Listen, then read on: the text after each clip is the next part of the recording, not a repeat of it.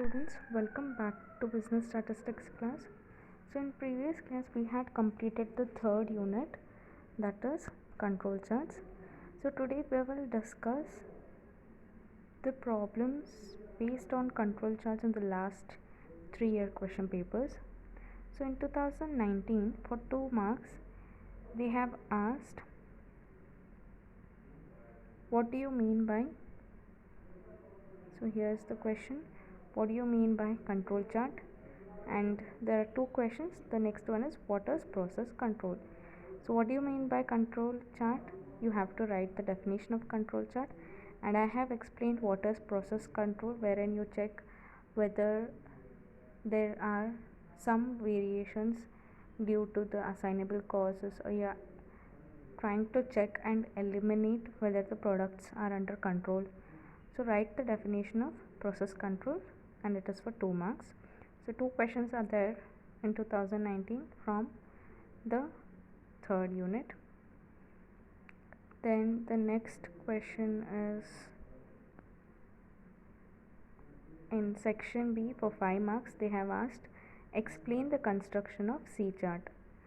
So they have asked construction. So what you have to do, first you have to write all the 3 limits, that is central limit, upper limit and lower limit for C chart when the standards are given, as well as when the standards are not given. Explain the terms used, what is lambda, what are the constants used, and in short write a interpretation how you are going to decide whether the process is under control or not based on the graph. So you have to write control limits when standards are known, as well as when standards are not known. So this is in section B for 5 marks. And then I guess there are no questions in section C. Yes, no questions from section C. But in 2019 the case study was from control chart. In this question they have asked to construct X bar and R chart, and you have to state your conclusion, that is you have to give interpretation. And as you can see, they have given the constants, that is A2, D3 and D4, which will be used. So this is very similar to the first problem that we have solved. So this is for 15 marks, that is your case study. So in total you have 1 question as case study, 2 questions from section E and 1 question for 5 marks in section B. So it is 24 marks.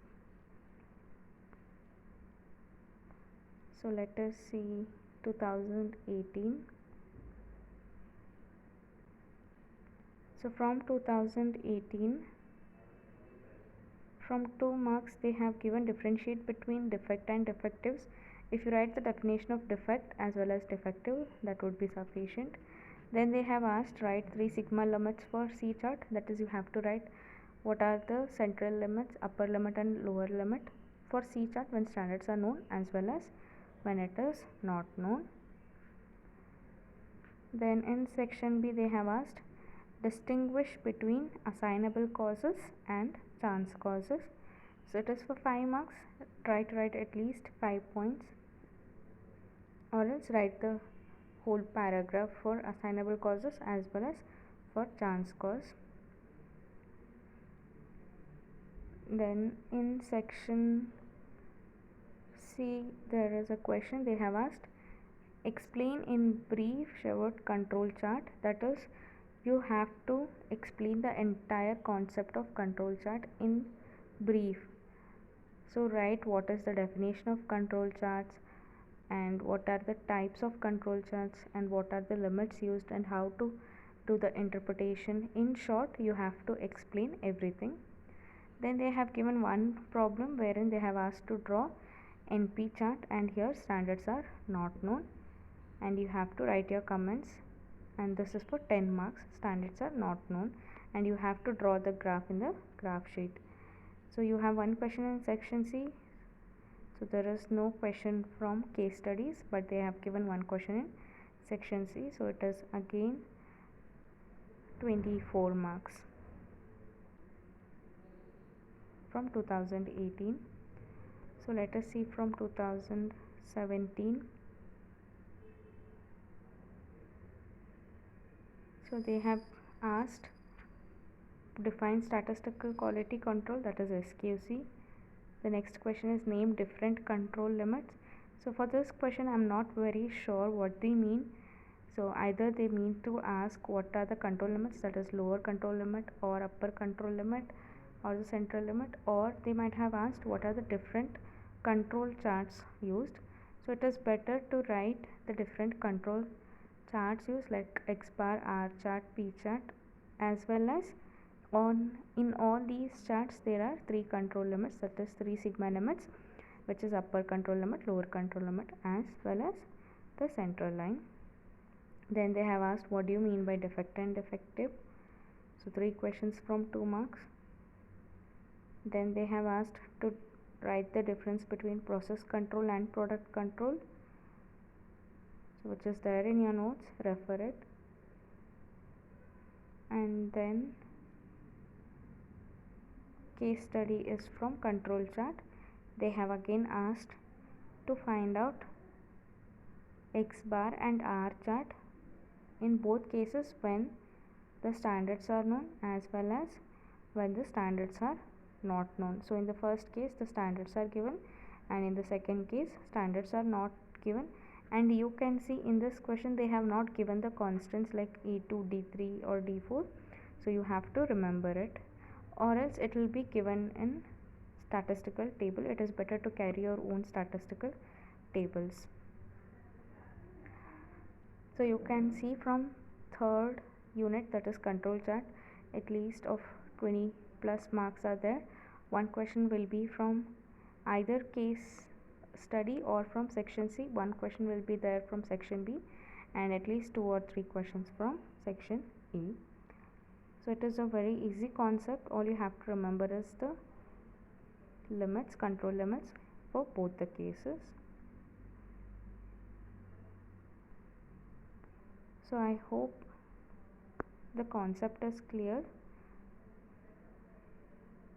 So today we will begin with the next chapter, that is the 4th unit. Let me open. That is correlation and regression. So I'll just give a brief introduction about meaning and definition of correlation, what are the types of correlation.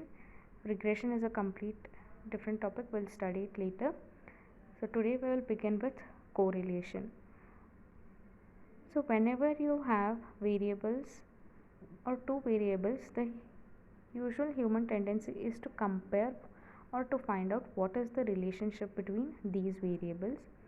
So for example, you have a data regarding height and weight of certain students in a college. Then we will find out easily, as one has a greater height, then definitely he will be or she will be having a greater weight.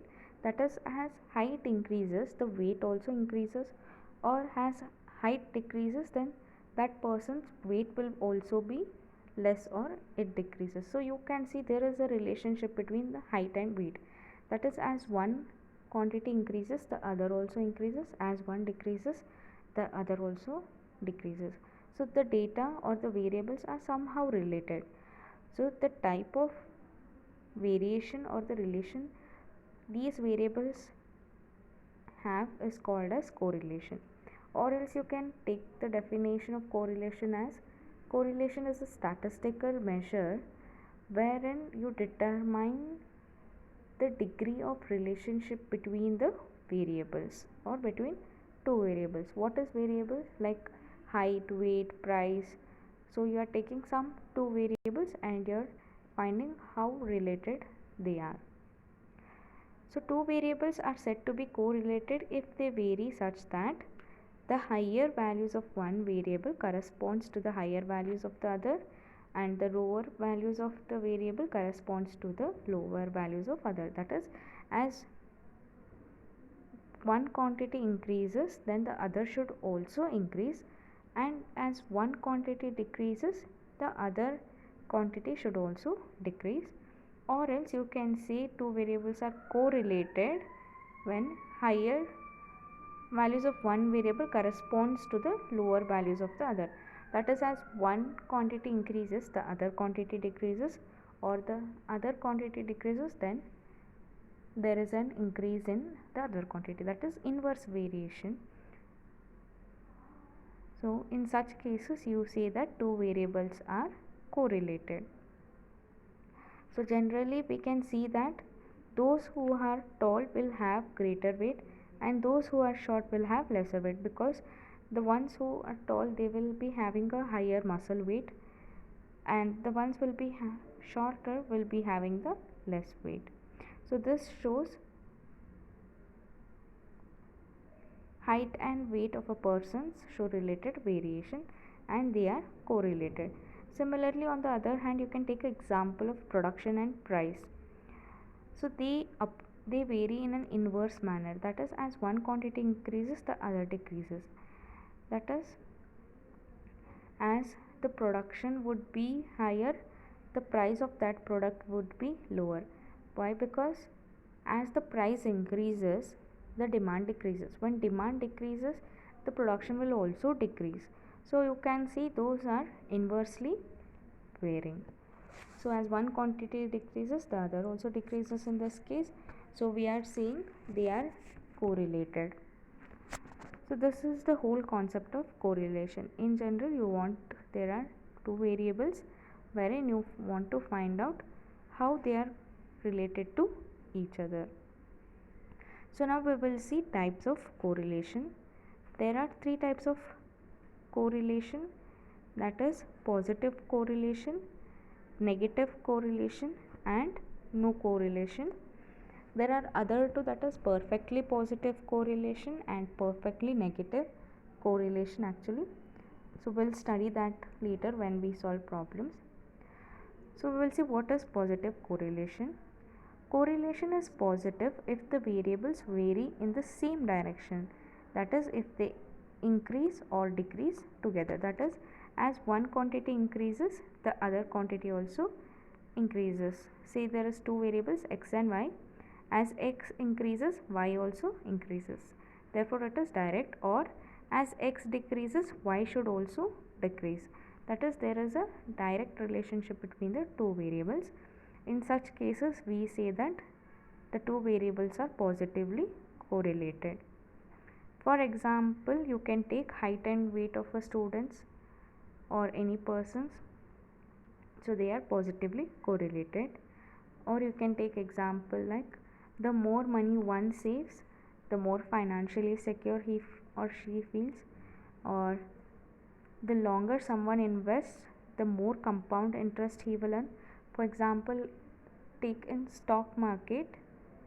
Suppose you are buying a stock on a particular date. After 1 month, the stock will be increased by 50 rupees. Second month, it will be increased by again 50 rupees. So it is totally increased by 100 rupees. And some of your friend joins or buys the stock after 1 month. So what is the amount of profit he gets? He will get only 50 rupees, wherein you are investing 1 month earlier, you are going to get 100 rupees. That is, the longer you invest, the more compound interest it will be earned. Or else you can take example in the field of science. As the number of trees cut down increases, the probability of soil erosion also increases. As you cut more number of trees, then obviously there will be more soil erosion, so it is also positively correlated. And other examples, there are many examples, so you can take some silly examples also. As child grows, then obviously his clothing size also increases, so it will be more than whatever he has to wear in childhood. Then the less time I spend in marketing of my business, then obviously I'll be having very few customers. And you can see advertisement and sales are positively correlated. If your advertisement is good, then more customers are attracted, your sales goes up. If your advertisement is not good or you're not advertising, then obviously the sales will decrease.